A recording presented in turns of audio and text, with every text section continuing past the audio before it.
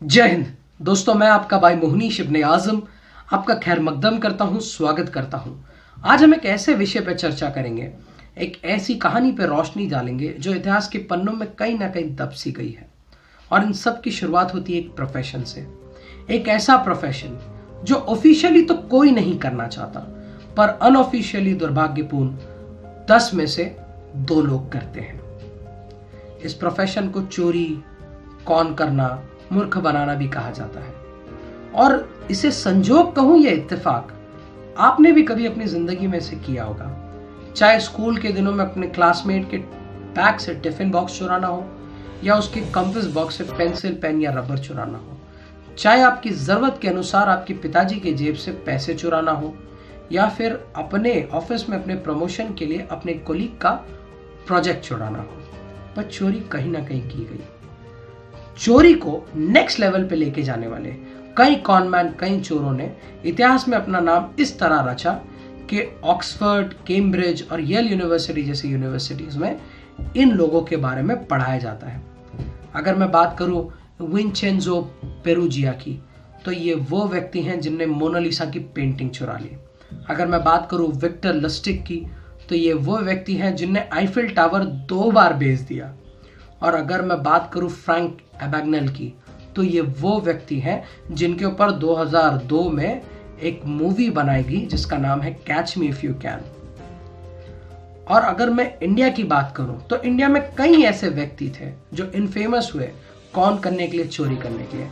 पर इनमें जो सबसे पहला नाम मेरे जहन में आता है वो है नटवर लाल। नटवर लाल बिहार में स्थित एक व्यक्ति जो बिहार का मूल निवासी था, जिसने ताजमहल 2 बार बेच दिया और उसके साथ साथ कुतुब मीनार और राष्ट्रपति भवन भी। पर आज हमारा विषय नटवर लाल या ऐसे कौन लाल नहीं है। आज हमारा विषय है उस चोर के बारे में जिसकी बदौलत आज मुंबई में चोरों की गैंग सक्रिय है, और आज भी मुंबई में इसी बंदे की देन चोरी होती है। तो इन सब की शुरुआत होती है GIPR से। अब आप सोच रहे होंगे GIPR क्या है, तो मैं आपको बता दूं, GIPR है ग्रेट इंडियन पेनिनसुलर रेलवे। ये अंग्रेजों की वो बॉडी थी जिसके बदौलत बॉम्बे से थाने ट्रेन की सर्विस पहली बार भारत में शुरू हुई, और फिर खानदेश और फिर पूरे इंडिया में रेलवे का नेटवर्क फैल गया। जब रेलवे का नेटवर्क फैला तो चोरों को मिला रोजगार, ऐसा रोजगार जो आज भी इंडिया में सक्रिय है। बॉम्बे, जिसे आज मुंबई कहा जाता है, मुंबई में कई मुंबईकर्स, कई कम्यूटर्स जो डेली मुंबई की लोकल्स में ट्रैवल करते हैं, उन्हें आपने अक्सर देखा होगा कि वो अपने बैग को आगे कैरी करते हैं, ना कि पीछे, और बैग में अपना मोबाइल फोन, अपना वॉलेट रखते हैं। क्या वजह है उसकी? उसकी वजह है मुंबई के चोरों से अपने मूल्यवान वस्तु की हिफाजत करना। पर यह चोरों की शुरुआत कहां से हुई? ये चोरों की शुरुआत हुई 15 अगस्त 1947, इंडिया की आज़ादी। और दुर्भाग्यपूर्ण, इंडिया की आज़ादी के वक्त का ये वही वक्त है जब इंडिया और पाकिस्तान का बंटवारा हुआ। मे माई कर्स बी ऑन विंस्टन चर्चिल, जिसकी बदौलत इंडिया और पाकिस्तान का बंटवारा हुआ। और ये बंटवारे में कई लोग ग्राउंड जीरो पे आ गए। कई लोग जिनको फिर से शुरुआत करनी पड़ी, जिनको अपनी पुश्तैनी ज़मीनों को छोड़ना पड़ा, जिनको अपने घर बार को छोड़ना पड़ा, और इनको अपने पैरों पर खड़ा होने के लिए एक बड़े शहर की तलाश थी। एक ऐसे शहर की जहाँ पे ये अपनी रोज़मर्रा की ज़िंदगी को बेहतर कर सके, और वो पहुँचे बॉम्बे, जिसे आज मुंबई कहा जाता है। अब बंटवारे के बाद जो जो लोग बॉम्बे पहुँचे, उनने कोई ना कोई रोजगार ढूंढने की तलाश की। कई लोग जिनके पास पुश्तैनी हुनर थे, उन्होंने अपने हुनर का काम बॉम्बे में करना शुरू किया। कई लोग ऐसे भी थे जिन्होंने स्ट्रीट वेंडिंग करना शुरू किया, और कई लोग जिनके पास कोई हुनर नहीं था, उन्होंने पॉटर यानी कि कूली का काम करना शुरू किया। और कई लोग जिन्हें लेबर के हिसाब से बॉम्बे पोर्ट ट्रस्ट में नौकरी मिल गई, वो वहां काम करना शुरू कर दिए। पर कई लोग ऐसे भी थे जो काम नहीं करना चाहते थे, या आसान रास्ता चुनना चाहते थे, या फिर कुछ ऐसा करके जो रातों रात उन्हें अमीर बना सके। तो उनने शुरू की स्मगलिंग, हफ्ता वसूली, मर्डर, चोरी और कॉन करना। और ऐसे ही एक कॉन मैन की जिक्र हम करेंगे। 1955 के करीब इस व्यक्ति का जन्म हुआ। इस व्यक्ति को कई नामों से पहचाना जाता है। उसे हाजी साहब के नाम से भी पहचाना जाता है, सुलेमान पाशा के नाम से भी पहचाना जाता है और चोरों के सरदार के नाम से भी पहचाना जाता है। ये वही व्यक्ति है जिनके कारण आज मुंबई में चोरों की गैंग सक्रिय है। तो चलिए इस कहानी को शुरू करते हैं। उन दिनों कुर्ला एक हब, एक केंद्र हुआ करता था बॉम्बे को जोड़ने के लिए। कुर्ला से सेंट्रल और हर्बल लाइन को तो जोड़ा जाता ही था, साथ ही साथ वेस्टर्न लाइन को भी जोड़ा जाता था।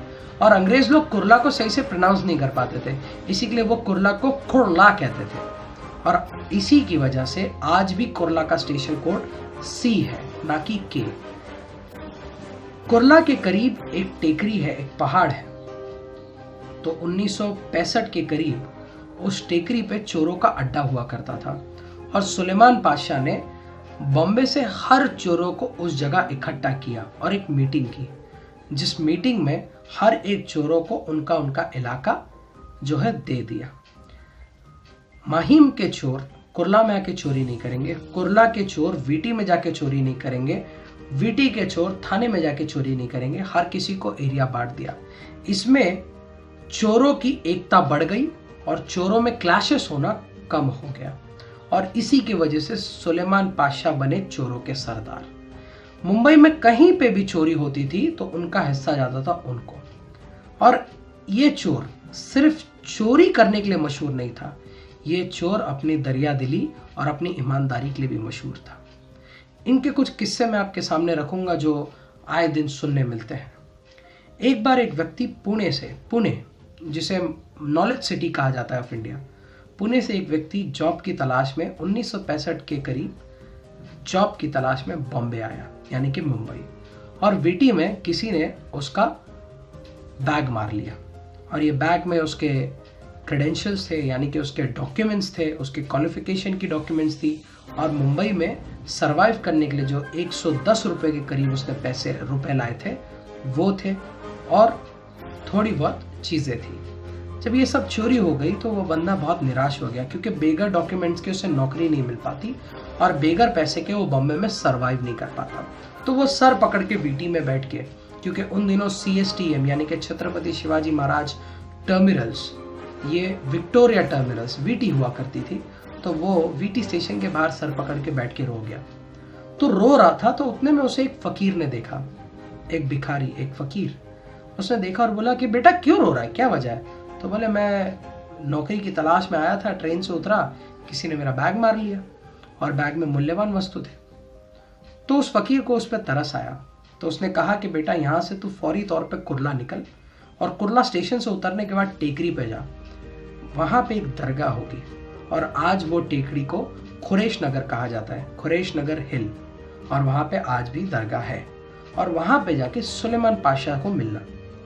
जब सुलेमान पाशा को वहाँ पे जाके ये बंदा मिला और उसने अपनी परेशानी बताई तो सुलेमान पाशा ने फौरी तौर पे खबर पहुंचाई वीटी के चोर के सरदार को, और वीटी के चोर ने 1 घंटे के अंदर उस बंदे की सारी ज़रूरत की चीज़ों को, उसके डॉक्यूमेंट्स को, उसके क्रेडेंशियल्स को वापस कर दिया। ऐसे ही एक व्यक्ति का वाकया है। उत्तर प्रदेश से एक बंदा बॉम्बे आया, पैसे कमाए और साल 2 साल में पैसे कमा के वो गांव के लिए निकलना शुरू हो गया। जब गांव के लिए वो निकला तो वो गांव के लिए इसके लिए जा रहा था क्योंकि उसकी बहन की शादी थी और शादी में उसे पूरा खर्चा करना था। तो लोकमान्य तिलक टर्मिनल्स LTT, जहाँ से यूपी, बिहार और अन्य राज्यों के लिए ट्रेन मिलती है, वहाँ पे किसी ने उसका सूटकेस मार लिया। और उन दिनों सूटकेस स्टील का होता था, स्टील का, पतरे का, लोखंड का। तो ये बंदा परेशान हो गया। पर इसे, ये जरी का काम करता था और जरी के जो इसका सेठ था, उस सेठ को इस बात की खबर हुई तो उस सेठ ने सुलेमान पाशा के पास लेके गया और कहे कि सुलेमान पाशा ऐसा ऐसा है, ऐसा ऐसा हो गया है। और इस वाक्य को 3 दिन गुजर चुके थे।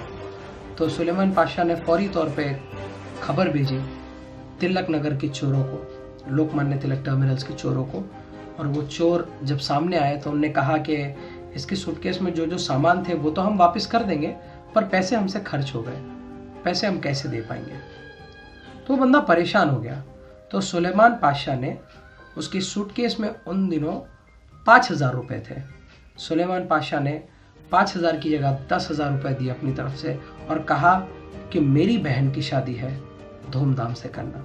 ऐसे कई वाक़ये हैं सुलेमान पाशा से जुड़े हुए। सुलेमान पाशा ने उन दिनों जो भुखमरी गरीबी थी और बीच में जो इंदिरा गांधी का हत्याकांड हुआ, उस वक्त पे भी कुर्ला और आसपास के लोगों के लिए काफ़ी ज़्यादा मदद पहुंचाई। ये एक ऐसा व्यक्ति है जिसकी मैं तारीफ नहीं कर रहा। चोरी एक बुरा प्रोफेशन है, पर ये वही व्यक्ति है जो उसूलों से चलता था, ये वही व्यक्ति है जो ईमानदारी से चलता था, और ये वही व्यक्ति है जिसने बुरे काम में भी अच्छे काम को अंजाम दिया। और आपकी जानकारी के लिए मैं ये भी बता दूं, सुलेमान पाशा के चोरी का एक उसूल था कि अगर आप किसी की भी चोरी कर रहे हो और उसके क्रेडेंशियल्स, उसके डॉक्यूमेंट्स अगर आपको हाथ लगते हैं, तो आप वाया पोस्ट आप उस डॉक्यूमेंट को उसके घर पे पोस्ट कर देंगे, आप उसके डॉक्यूमेंट्स को वेस्ट नहीं करेंगे। ऐसे ही एक व्यक्ति का पर्स यानी कि वॉलेट थाने के करीब चोरी हो गया था, और चोरी होने के बाद उस व्यक्ति की आखिरी यादें, उसके माँ बाप का एक फोटो उसके वॉलेट में था। उसका वॉलेट चोरी हो गया, उसके वॉलेट में 25 रुपए के करीब थे और वो बेचारा बहुत परेशान था, पर उसे कोई ऑप्शन ही नहीं मालूम था कि उसका वॉलेट उसे कहाँ से वापस मिला। पर उस वॉलेट में उसके साथ साथ एक चिट्ठी थी, जिस चिट्ठी में एक पता लिखा था और एक केयर ऑफ नंबर लिखा था। उन दिनों केयर ऑफ नंबर बहुत चलता था, यानी कि एक गाँव में या एक एरिया में एक टेलीफोन नंबर है, वो टेलीफोन नंबर पे आजू बाजू के 10 घर के फ़ोन आते थे और वो बोलते थे कि फला फला बंदे का फला ये मैसेज दे देना। तो एक बड़ा दिलचस्प वाकया है कि वो बंदे का वॉलेट चोरी हो गया। 15-20 दिन बाद वो बंदा अपने घर पे गया, पर काफ़ी उदास था क्योंकि माँ बाप की एक ही फ़ोटो थी और माँ बाप की फ़ोटो को बड़ा दिल से लगा के रखता था, पर वो वॉलेट में था और वॉलेट चोरी हो गया। तो अब करे तो क्या करे। तो ऐसे वक्त में एक 15 से 20 दिन बाद उसे एक कुरियर आता है पोस्ट के ज़रिए, और वो कुरियर में उसे उसके माँ बाप का फ़ोटो मिलता है। और कहा, उस लेटर में ये भी बात लिखी हुई थी कि अगली बार फ़ोटो को अपने वॉलेट में नहीं रखना, बल्कि फ्रेम करके उसे घर पे रख लो या उसकी 3-4 कॉपी निकाल लो, आगे काम आएगा। पर दुर्भाग्यपूर्ण आज सुलेमान पाशा जैसे लोग नहीं हैं। आज लोग चोरी करते हैं, चोरी करने के बाद डॉक्यूमेंट्स को, वॉलेट्स को, पेपर्स को रास्ते में फेंक देते हैं, क्रेडेंशियल्स को रास्ते में फेंक देते हैं और पैसे चुरा के रख लेते हैं। मैं आपसे ये कहूँगा कि इस कहानी के ज़रिए आप इस बात को गौर व फिक्र करें कि पहले ज़माने में लोग बुरा काम करते थे, पर उसमें भी उनके उसूल और ईमानदारी थी। और आज का ज़माना ऐसा है, इस कलयुग में लोग बुरा काम करते हैं, पर उनमें ईमानदारी और उनमें उनके रूल्स एंड रेगुलेशंस नहीं होते हैं, उनमें सम्मान और खुददारी नहीं होती है। उम्मीद करता हूँ इस स्टोरी के ज़रिए आप एंटरटेन हुए होंगे, इस स्टोरी के ज़रिए आपको वो सारी जानकारी मिली होगी जिसके कारण आज मुंबई में चोरों की गैंग सक्रिय है। मैं आपका भाई मोहनीश इब्ने आज़म आपसे इजाज़त चाहूँगा। आप अपनी राय कमेंट बॉक्स में लिख सकते हैं। अस्सलामु अलैकुम, जय हिंद, जय महाराष्ट्र।